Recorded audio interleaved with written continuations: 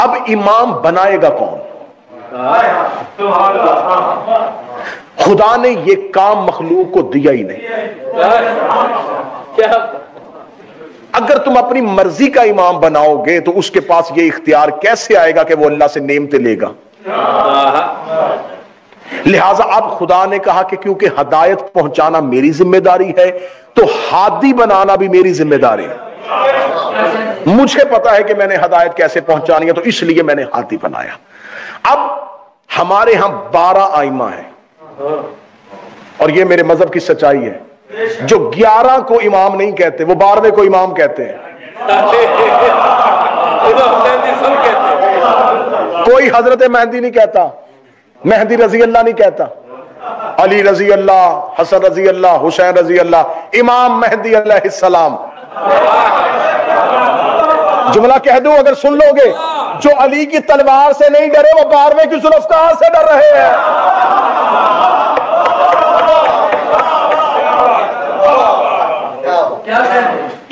یہ ہے 12ویں کی ذوالفقار. چھٹے شہنشاہ کا ایک نوکر تھا, اس کا نام تھا حشام. میرے مولا اس کے شاگرد رکھتے تھے. اس دور میں ایک بہت بڑا مناظر مشہور ہوا, عمر بن عبیدہ. بڑا مشہور ہو گیا جی, یہ اتنی بہتر دلیل دیتا ہے کہ کوئی اس کے سامنے منہ ہی نہیں کھولتا. عمر بن عبیدہ نے چھٹے امام کے دور میں یہ عقیدہ پھیلا دیا کہ زمین پہ امام کی ضرورت نہیں ہے, ضرورت ہی نہیں ہے امام کی. اور اس نے اپنے اس دعوے پہ دلیل کیا دی, اس نے کہا دیکھو نبی ختم ہو گئے, نبوت کا سلسلہ رک گیا اور خدا نے آخری آیت بھیج دی, الیوم اکملت لکم دینکم, میں نے اپنا دین مکمل کر دیا. جب خدا نے دین مکمل کر دیا, نبی بھی مکمل کر دیے, تو اب امام کی کیا ضرورت ہے؟ جب دین مکمل ہی ہو گیا تو امام کون سا دین لے کے آئے گا؟ لہذا اس کی اس دلیل پہ لوگ منحرف ہو گئے اور اس کے عقیدے کے قائل ہونے شروع ہو گئے. اب عمر بن عبیدہ جو تھا اس کا یہ فاسق عقیدہ مشہور ہونا شروع ہو گیا. اس نے امام صادق کو مناظرے کا چیلنج کر دیا. اب امام خود اس کے سامنے جاتے تو یہ امامت کی توہین تھی. امام نے کہا حشام اس سے مناظرہ کر کے. حشام گیا اور حشام نے جا کے اس سے کہا کہ مناظرہ کرتا ہوں, بتا. اس سے کہا تو مجھے بتا کہ زمین پہ امام کی ضرورت کیسے ہے, میں چھٹے امام کا دور پڑھ رہا ہوں. جب کچھ زمین پہ امام کی ضرورت کیسے ہے, حشام نے کوئی کتاب نہیں اٹھائی, قرآن کی کوئی آیت, دلیلیں تھی حشام کے پاس. حشام نے اگلے ہی لمحے فوراً سوال کیا. حشام نے کہا میرا سوال کا جواب دے, تیرے جسم میں آنکھیں ہیں؟ اس نے کہا ہے. کان ہے؟ زبان ہے؟ ہاں بالکل ہے. ہاتھ ہے؟ پاؤں ہے؟ ان سے کرتا کیا ہے؟ عمر بن عبیدہ نے کہا آنکھوں سے دیکھتا ہوں, کانوں سے سنتا ہوں, زبان سے چکھتا ہوں, ناک سے سونگھتا ہوں, ہاتھ سے چھوتا ہوں, پاؤں سے چلتا. اس نے کہا یہ تیرے جسم کے جتنے بھی اعضاء یہ کام کر رہے ہیں, ان سے یہ کام کرواتا کون ہے؟ آنکھ اپنی مرضی سے ہلتی ہے؟ اس نے کہا نہیں, میرا دل چاہتا ہے تو آنکھ کھولتا ہوں, میرا دل چاہتا ہے تو کچھ کھاتا ہوں, میرا دل چاہتا ہے تو کچھ سنتا ہوں, میرا دل چاہتا ہے تو میں چلتا ہوں, میرا دل چاہتا ہے تو میں ہاتھ کو حرکت دیتا ہوں. حشام نے فوراً کہا کہ جب تیرے جسم میں اتنے اعضاء ہیں تو یہ اپنی مرضی سے حرکت کیوں نہیں کرتے؟ اس نے کہا اس لیے کہ دل ان تمام اعضاء کا حاکم ہے, دل کی حکومت ہے ان اعضاء پہ, دل ان کو کنٹرول کرتا ہے. حشام اٹھے, اپنی ابا اپنے کاندھے پہ لی اور لے کے کہا اتنا سب بدن بغیر حاکم کے نہیں چلتا, اتنی بڑی کائنات بغیر امام کے کیسے چل رہے؟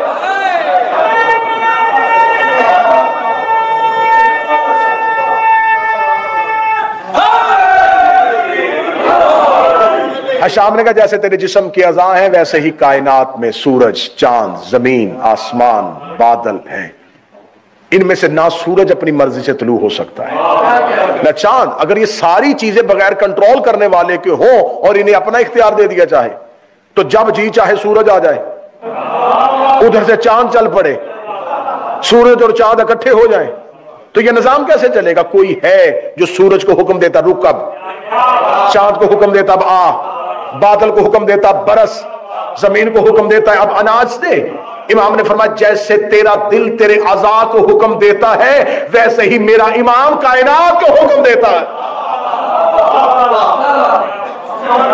حشام کی دلیل اتنی مضبوط تھی، عمر بن عبیدہ خاموش ہوا. حشام مناظرہ جیتا، امام کی بارگاہ میں گیا، قدموں پہ ہاتھ رکھے، مولا مناظرہ جیت گیا. امام نے کہا مجھے بتاؤ جو دلیل دے کے آیا ہے پڑھی کہاں سے تھی؟ کیا لگا مولا تیری عزت کی قسم نہ پڑھی نہ سنی. امام نے کہا دی کیسے؟ جو ہی اس نے سوال کرنا شروع کیا میں نے آنکھیں بند کر کے کہا میرا مولا میری مدد کرنا. میں نے اتنا کہا جواب میری زبان سے شروع ہو گیا. امام نے کہا قسم ہے اس پروردگار کی جسے مجھے سچا امام بنایا ہے، جو ہی تو نے مجھے پکارا تھا روح القدس نے یہ جواب تیری زبان پہ ایسے جاری کیا جیسے خدا نے قرآن میں توحید کے منکروں کو جواب دیا.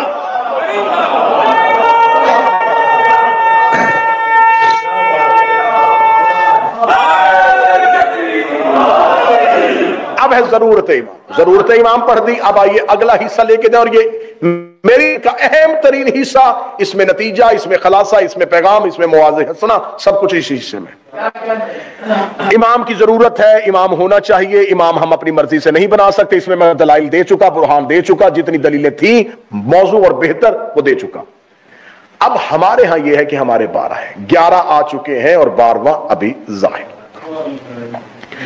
اس عقیدے کو اتنا زیادہ کنفیوز کیا گیا، اس عقیدے کو اتنا زیادہ بدل دیا گیا کہ اب اس عقیدے پہ ایک جگہ پہ قائم ہونا بڑا مشکل ہو گیا ہے. تقریباً 100 سال سے اس عقیدے پہ یہ لکھا جا رہا ہے کہ امام غائب ہے. حسینیہ امام بارگاہ ہے، میں تمہارا حصہ ہوں، خود شیعہ ہوں، میں اس عقیدے کو آپ کے سامنے کھول کے پڑھنے لگا ہوں. اس عقیدے کو تبدیل کیجئے کہ امام غائب ہے.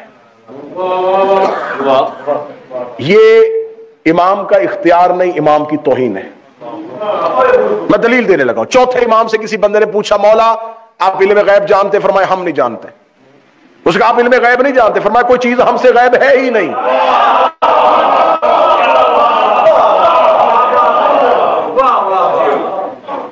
اگر پاکستان کے تعلیمی نصاب کو آپ نے دیکھا ہوا ہے تو انگلش تعلیمی نصاب میں بھی یہ ہوتا ہے متضادات، اپوزٹ.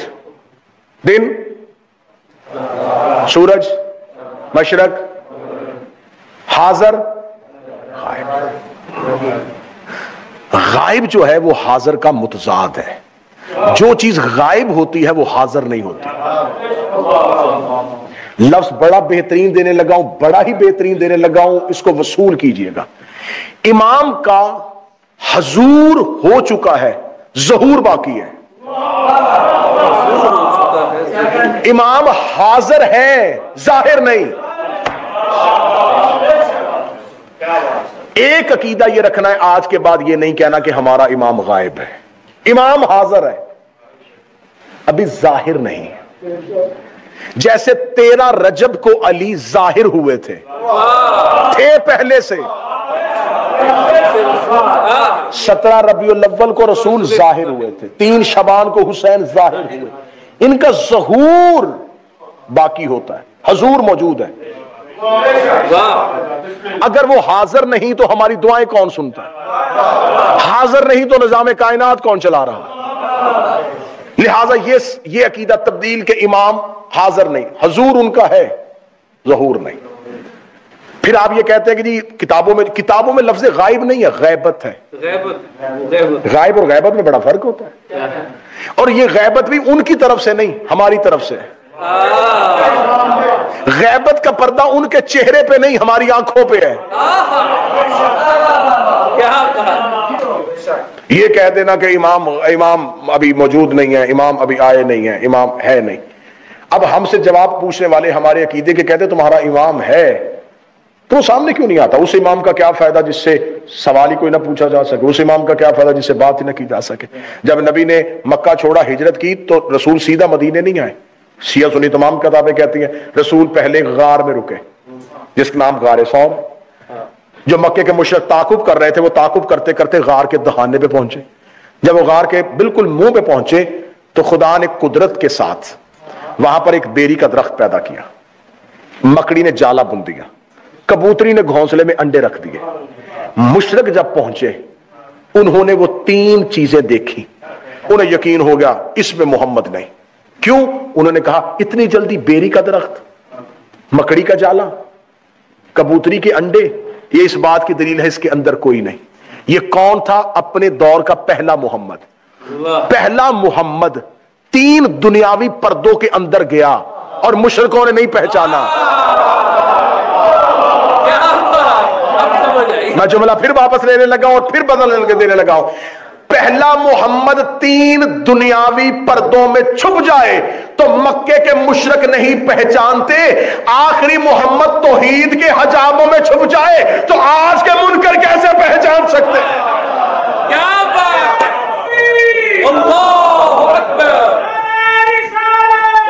رسول اللہ!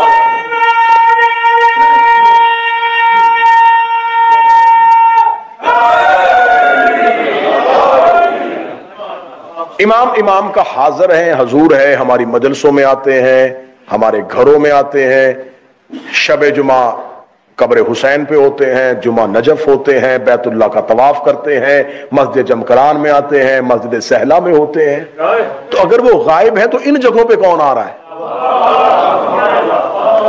اس کا مطلب ہے کہ امام کا حضور حاضر ہیں، ظاہر نہیں. ہم ان کا حضور نہیں مانگتے، بولے میرے ساتھ، ہم ان کا ظہور مانگتے ہیں کہ وہ ظہور ہو جائے. اب ظہور میں تاخیر کیا ہے؟ اب آئیے اس اہم حصے کی طرف چلتے ہیں. اب ایک عقیدہ اور میرے بچوں کو رٹا دیا گیا اور 98% شیعہ اس عقیدے پہ آ کے قائم ہو گئے کہ بس وہ آئیں گے، اور جب وہ آئیں گے اس وقت کا بھی کسی کو نہیں پتا، اور ان کے آنے سے پہلے ہم ان سے ملاقات بھی نہیں کر سکتے اور اس امام تک پہنچ بھی نہیں سکتے، امام کو دیکھ بھی نہیں سکتے. آقا تقی بہلول کا ایک بڑا خوبصورت جملہ ہے.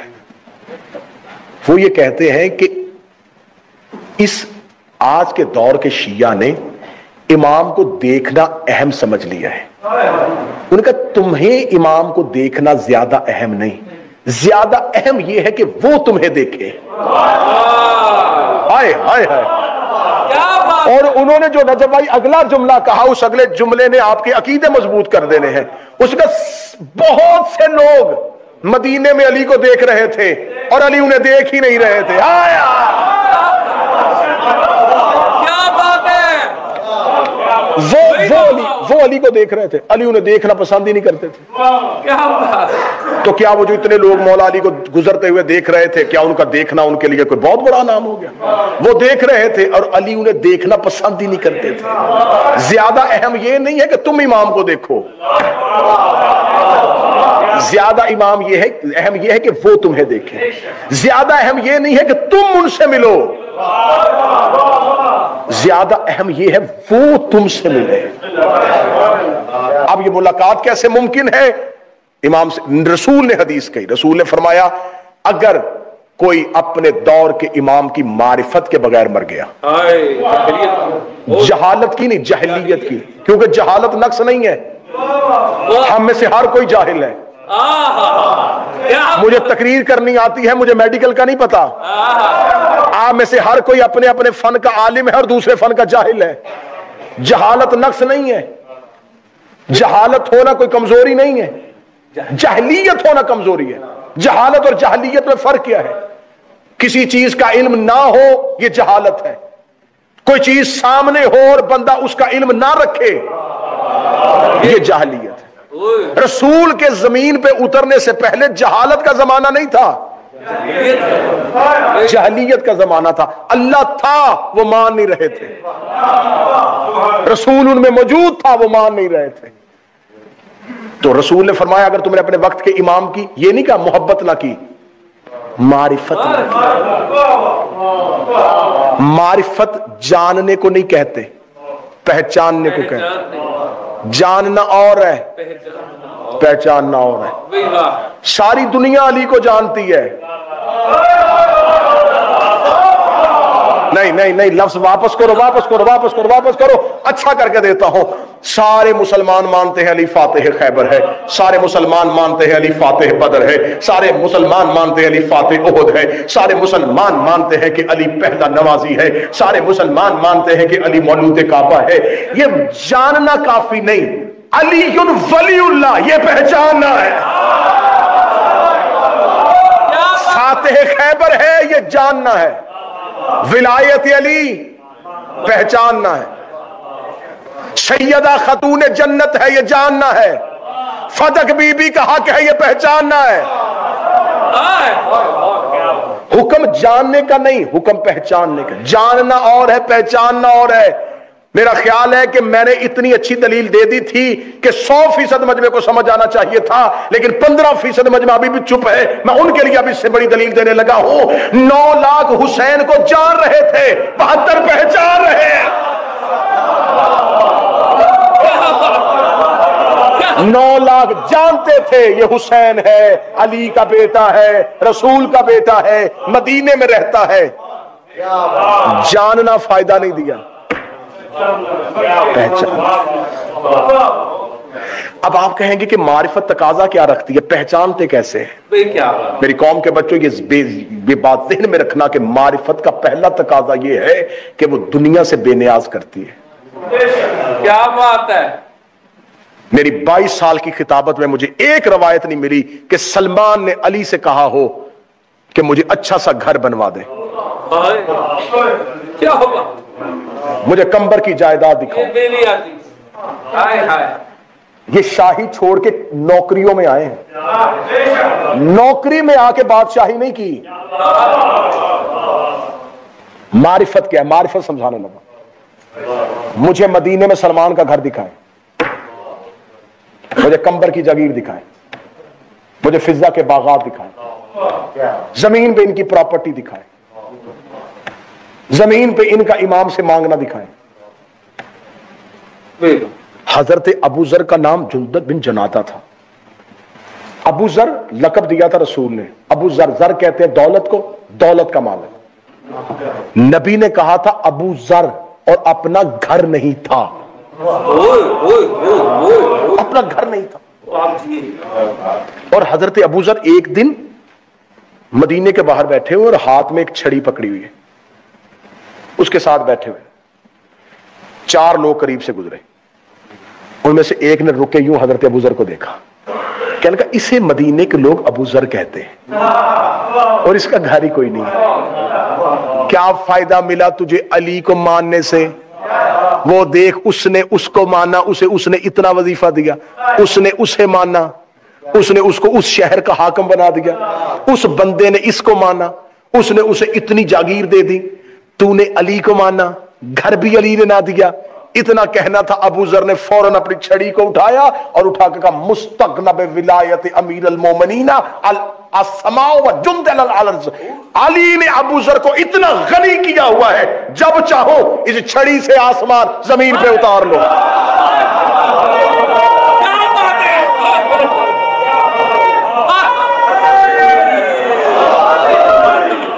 अली की मोहब्बत ने मुझे इतना अमीर किया हुआ है, मैं जब चाहूं इस छड़ी से आसमान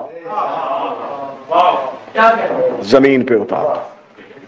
और अली का नौकर जलाल में आया था, यूं छड़ी उठाई है और आसमान ने चलना शुरू किया। जमीन पे छड़ी फेंक के कहा है, हुक्म नहीं दिया। वो यहां जमीन से कुछ नहीं मांगते। मैं करबला की मक्तल का जामन होके कह रहा हूं, 9 लाख यजीदियों ने हुसैन के नौकरों पे पानी बंद किया था, ठीक है, ना मांगते यजीदियों से, ना जाते फुरात में किसी सिपाही से पानी मांगने। किसी एक ने आके हुसैन से नहीं कहा कि ठोकर मार चश्मा निकाल। मौला बंद उन्होंने किया, तूने तो नहीं किया। वो नहीं पिला रहे, तू तो पिला। ए फखरे इस्माइल, वो एड़ी रगड़ के चश्मा निकाल सकता है, मार ठोकर चश्मा निकाल, पिला नौकरों को पानी। उन्होंने हुसैन से भी पानी नहीं मांगा। मार्फत देखो, हुसैन देख रहे थे कि 3 दिन में कोई एक आके मुझसे पानी मांगे, एक ने भी नहीं मांगा। यजीदियों से मांगते तो वो तौहीन थी इमाम के नौकरों की, इमाम से भी नहीं मांगा। 3 दिन भूखे भी रहे, प्यासे भी रहे। आखिरी इम्तिहान इमाम ने शब अशूर ले लिया। मौला ने कहा इनको बहुत बड़ा टाइटल सुबह मिलना है, इन्हें कहा जाएगा नासरे रसूल, नासरे तौहीद, अल्लाह की मददगार, अल्लाह के मददगार। इन्हें कहा जाना है अलैहिस्सलाम। ایک دفعہ ٹٹول کے دیکھ لو. حسین نے کہا جنت دوں؟ انہوں نے کہا نہیں. جو امام سے جنت بھی نہ مانگے یہ ہے معرفت کا درجہ. یہاں محبت ہے، معرفت نہیں. میں ہمیشہ ممبروں پہ کہتا ہوں، آج پھر دوہرا دیتا ہوں، میں نے آج تک علم پہ چراغ منت کا دیکھا ہے، محبت کا نہیں دیکھا.